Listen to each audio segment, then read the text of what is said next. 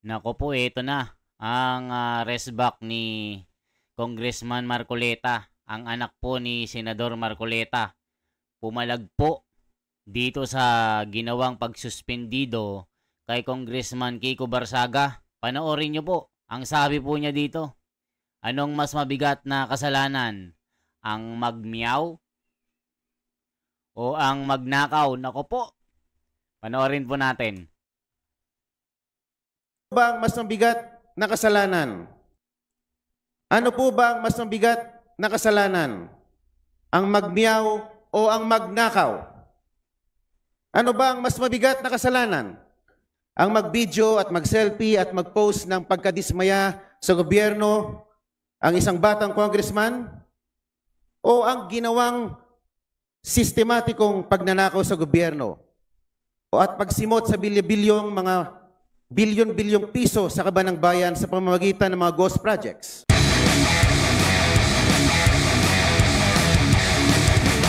Honorable Leandro Leviste is hereby recognized. Distinguished colleagues, ang boto ko ay no, hindi dahil perpekto si Congressman Barzaga, pero dahil questionable para sa akin na minadali natin itong desisyon dahil ngayong hapon lang natin nakuha ang committee report na ito at si Congressman Barzaga lang ang sinampahan ng kaso ng Committee on Ethics. Ang boto ko ay no, lalo na dahil inuuna natin ang kaso niya kaysa sa mga mas seryosong isyong kinakaharap ng isa sa mga kasamahan natin. Isang kapwa kong Batanggenyo na nandito ngayon na bumoto sa kaso ni Congressman Barzaga. Hindi ba nakakahiya maging miyembro ng Kongreso dahil parang naging normal na meron tayong isang kasamahan na inakusahan na nagbayad para sa mahigit 100 billion pesos ng mga kontrata sa DPWH? Para bang tinatanggap natin na normal lang magkaroon ng kasamahan na iniugnay sa pagnanakaw ng bilyong-bilyong piso na hindi iniimbestigahan na ng Committee on Ethics, Public Works o Infracom, samantalang inuunan natin ang kaso ni Congressman Barzaga, habang hindi man lang natin pinaglalaanan ng masusing atensyon ang mas mabigat na aligasyon, lumalabas na parang okay lang magnakaw sa Kongreso. Nakatala na sa kasaysayan na sa gitna ng matinding kontrobersiya sa korupsyon, ito ang inuna ng Kongreso at parang lang walang mali sa ginagawa ng isa sa ating kasamahan at tayo mismo ay ngayon sumisira sa imahe ng Kongreso. Mahiya naman tayo. Majority Leader. Mr. Speaker, I'd like to recognize the Honorable Marcoleta for his explanation of his vote. Honorable Marcoleta is hereby recognized. Confirm agad ang payments? Payment received. Ang tindi ng mga banat ni Kong Leviste. Totoo nga naman. Mas inuna pa itong si Kiko Barsaga na alisin kaysa sa mga tunay na problema. Grabe ang mga congressman na ito. Sabi kasi nila mga kababayan na busog ang mga congressman na ito. Kaya todo takip sila sa tunay na issue. Nakita niyo naman mga kababayan, karamihan ni sangkot sa mga kasamahan nila. Puro contractor. Puro contractor. Ang mga nandyan na congressman. Ako, nakakahiya ang mga congressman na ito. Mas inuna pang tanggalin yung tumutuligsa sa korupsyon. Tuloy natin. Mr. Speaker, distinguished colleagues, isang mapagpalayang hapon po sa ating lahat. I rise to place on record this manifestation of support for Honorable Francisco Kiko Barsaga and to express my strong opposition to any move seeking his suspension from this august chamber. From Voltaire's philosophy of tolerance and freedom of expression, this line is often quoted, "I may not agree with what you say, but I will defend to the death your right to say it." The independence of the legislature ensures that members may speak fully, frankly, and fearlessly on matters of public interest. Honorable Barsaga's statements directed at alleged corruption within the government falls within the fullest and most urgent category of political expression. To penalize him for raising concerns on corruption, which the Constitution itself mandates Congress to check, is to subvert the very principle of parliamentary privilege. Mr. Speaker, 2004 pa lang po, andito na po ako bilang Chief of Staff po ng aking ama. Nakita ko po ang mga oposisyon na grabe magtuligsa sa administrasyon. Nandyan po ang mga magigiting na miyembro ng Makabayan Bloc na sila Sasturo Campo, Lisa Masa, Joel Berador na talagang magigiting na mga figura ng oposisyon. Pero hindi naman po sila naharap sa mga ethics case, gano'n man sila kaanghang magsilita laban sa administrasyon. My dear colleagues, Honorable Barsaga is seated in this chamber because the people of Dasmariñas City, Cavite, placed their trust in him as affirmed through the ballot. Wait lang mga kababayan na, itong dalawang congressman na ito, nakita nyo yung dalawang nasa likod, nagtatawanan, nag-uusap, mga walang respeto. Ganyan ba yung mga congressman? Nagsasalita itong kasama nyo, kayo naman, parang hindi kayo interesado. Parang ito yung mga mga bumoto kay Kiko Barsaga para suspendihin. Grabe mga congressman na ito. Walang respeto sa kapwa congressman. Article 6, Section 6 of the Constitution states that members of this House derive their authority exclusively from the electorate. Ano po ba ang mas mabigat na kasalanan? Ang magmiyaw o ang magnakaw? Ano ba ang mas mabigat na kasalanan? Ang mag-video at mag-selfie at mag-post ng pagkadismaya sa gobyerno ang isang batang congressman? O ang ginawang sistematikong pagnanakaw sa gobyerno? O at pagsimot sa bilyon-bilyong piso sa kaban ng bayan sa pamamagitan ng mga ghost projects? O mga kababayan, anong mas mabigat? Ang magmiyaw o magnakaw? Isipin nyo yung mga congressman na ito. Sabi nga ni Senador Marcoleta, nabusog din ng mga congressman na ito at nakinabang dito sa flood control issue na ito na trilyones. Kaya ganun na lang sila magtakip at suportahan yung mga binanggit ni Saldico dito. Nakita niyo noon mga kababayan, si Kiko Barsaga ang pinagkaisahan. Parang ang ginawa nila kay Senador Marcoleta noon, pinagkaisahan nila. Ganon din ang ginawa kay BP Sara. Pinagkampi-kampihan nila para i-impeach diyan sa Kongreso. Grabe talaga ang mga ito, mga kababayan, nakakagalit. Ang mga posts ni Kong Miao ay mistulang alingaw-ngaw lamang ng saloobin ng nakararaming mga Pilipino. To impose the penalty of suspension is to overturn the sovereign choice of the people. That remedy is reserved only for conduct so reprehensible and destructive of the institution that it overwhelms democratic legitimacy. No such circumstance exists here. Honorable Barsaga's only act was to express his views regarding corruption in government, a matter of public concern central to democratic oversight. Let not the House of Representatives be weaponized against its own members. Thank you very much, Mr. Speaker. Majority Leader. Mr. Speaker, we'd like to recognize the Honorable Congressman Nazal to give his explanation of his vote. Ayan kayo mga kababayan, anong reaction nyo po dito sa ginawa ng mga buhayang ito? Ito yung sinasabi ng comment. Talagang itong imahe ng Kongreso ay sirang-sira na dahil po sa nangyaring pagnanakaw. Sinimulan po ng mga congressman ito. sinimulan nila dito sa flood control. Dahil sa mga commission na tinatanggap nila. Nakita niyo naman mga kababayan Napakasakit. Tapos si Kiko Barsaga, siya ang kinasuhan. Tindi ng mga ito mga kababayan. Saan kayo nakakita?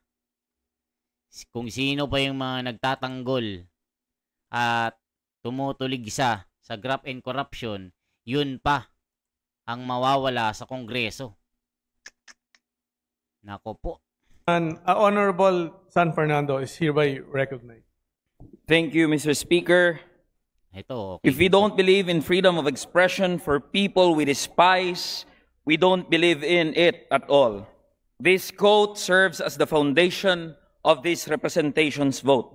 Totoo na maraming nasabi, pinahayag, at ginawa ang kinatawang si Representative Barzaga na hindi aakma sa pamantayang inaasahan sa isang halal na opisyal. But this begs us to question what really is unethical behavior.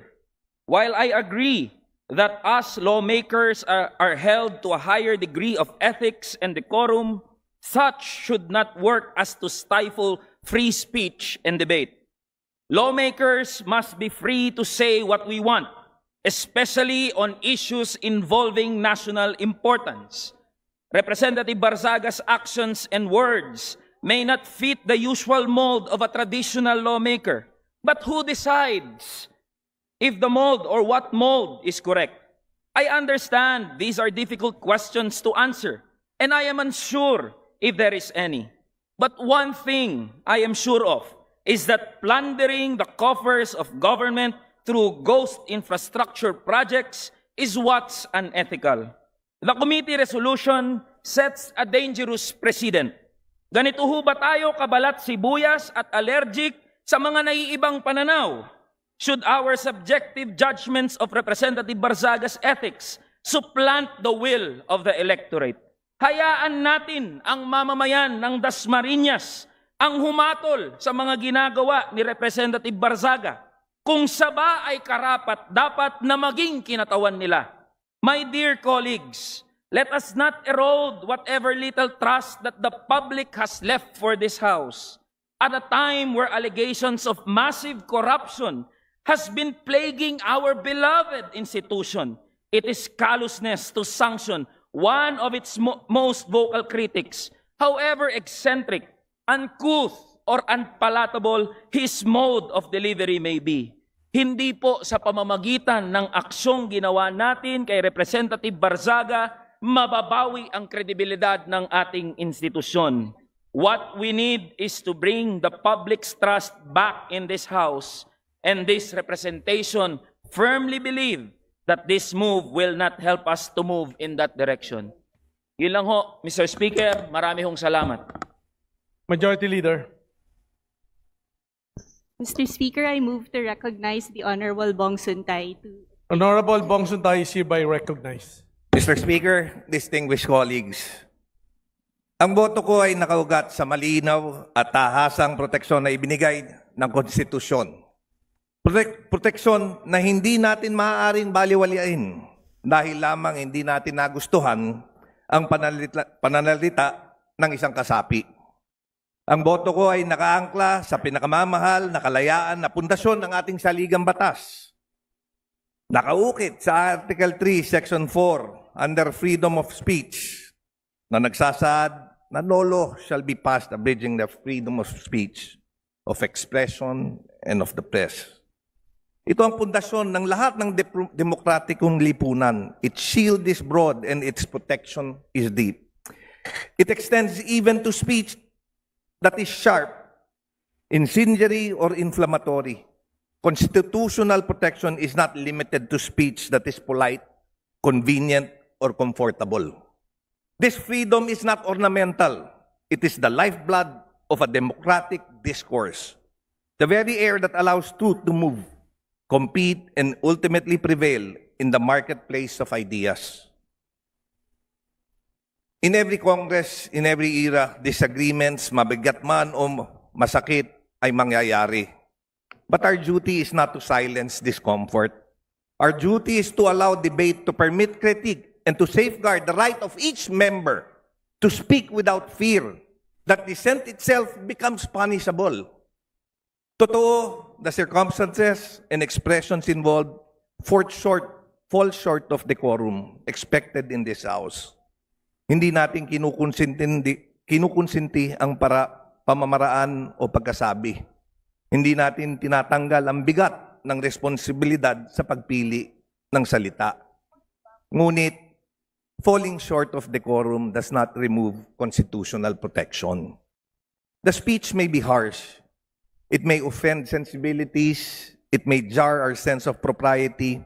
But as long as it remains within the realm of expression guarded by the Constitution, this chamber cannot treat protected speech as punishable misconduct.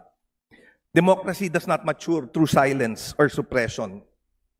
It goes through robust exchange, matinding banggaan ng pananaw o mga malalamang diskurso ng pag-iisip kung saan ang katotohanan ay siyang huling magtatagumpay. I cast a no vote because imposing sanction here creates a chilling effect. Not only on the member involved, but on all who depend on this chamber as a forum for candor, for courage, and confrontation when needed. Hindi ito ang panahon para paliitin ang espasyo ng pagsasalita. Ito ang panahon para palawakin, palakasin, at pangalagaan ito. Freedom of speech is not defended only when it is easy. It must be defended precisely when it is difficult, when the speech is unwelcome, unpopular, or uncomfortable. That is the true test of our commitment to constitutional principles. Thus, with earnest respect for this institution and with fidelity to the Constitution, I vote no, to uphold our most cherished freedom, to preserve the vibrancy of democratic debate, and to affirm the truth. The truth emerges only when ideas are allowed to contend openly and without fear. Maraming salamat po. So yan mga kababayan, napakatindi nito. Talagang bending dalo ang ginamit ng mga congressman para pagkaisahan itong batang congressman na ito. Ano naman ang masasabi ni Sandro Marcos dito? Sige nga. Mas pinasarap na isa rin ito si Sandro Marcos sa mga dinadawit sa malaking iskandalo na ito 50 billion yata ito, sabi ni Saldico Check nga natin. Ano sabi niya dito, mga kababayan? Ito po ang sinabi ni Congressman Sandro Marcos. Ito po. Panoorin po natin, mga kababayan, kung anong masasabi ni Sandro Marcos na anak ni BBM. Ito po. Pinatawan ng 60 araw na suspensyon si Cavite 4th District Representative Kiko Barzaga. Inirekomenda yan ng Kamara kasunod ng ilang kontrobersyal na social media posts ni Barzaga. Nakatutok si Darlene Kai. Kayo po na nakaupo, subukan nyo namang tumayo. Good afternoon. Good afternoon, Kiko. Kumusta na yung cash ni Tito Romualdez mo? Yung ano pala? Ayaw sumagot. Ayaw sumagot, natatakot. Yun, Naging kontrobersyal si Cavite 4th District Representative Kiko Barzaga sa mga video na ito na siya mismo ang nag-post sa kanyang social media pages. Kanina, mga post din ni Barzaga ang basehan ng committee report ng House Ethics Committee na pinagtibay sa plenaryo. Inirerekomenda nito na suspendihin si Barzaga dahil sa ilang social media post niya na umano'y malaswa, nakababastos sa ibang opisyal ng gobyerno at nagsusulong ng pagkakawatak-watak. 249 ang bumoto pabor at 5 ang hindi. Dahil dito, 60 araw suspendido si Barzaga dahil sa umano'y disorderly conduct o asal na hindi katanggap-tanggap para sa isang miyembro ng House of Representatives. Yan mga kababayan, 249 ang nag-yes at 5 po ang nag-no. Kilala nyo po kung sino po yung mga nag-yes. Ito rin po ang mga pumirma sa impeachment ni Sara Duterte para ma-impeach sa Kongreso. Matindi ang mga ito, ano? Grabe talaga mga ito. O ang Eto, i-check natin yung mga komento. Galing naman ang batang congressman, Barsaga, Lebiste, Marcoleta. Salamat kong Marcoleta at kong Lebiste, mga bagong Andres Bonifacio. Laban po, yang congressman. Salute to Congressman Barsaga, Lebiste, Marcoleta. Sa mga bumoto ng yes, syempre mas pabor sa kanila ang magnakaw. Kung Kiko Barsaga, kung Lebiste, kung Marcoleta, mabuhay po kayo. Ika nga, bato-bato sa langit, tamaan, wag magalit, mabuhay ka, kong miyaw. Very good ito ang mga pagbasa ng bayan, ng pag-asa ng bayan, Lebiste, Marcoleta, Barsaga. Nakakahiyang matatanda, wala sa katinoan. Mas maganda pa ang mga Gen Z. Merong pagmamahal sa bayan. Grabe talaga mga kababayan ko. So yan po ang mga aksyong balita sa Kongreso. Talagang nagkagulo at nagkabanggaan. Kayo naman po mga kababayan ang hinihingan natin ng reaksyon, mga komento. Anong masasabi nyo po sa ginawa ng Kongreso sa pagbibigay ng parusa na 60 days suspension kay Kiko Barsaga dahil sa mga banat niya sa administrasyong ito dahil sa matinding korupsyon. Comment nyo po. Ako si The Wonders Philippines. Isang like at isang share at isang subscribe. Salamat po.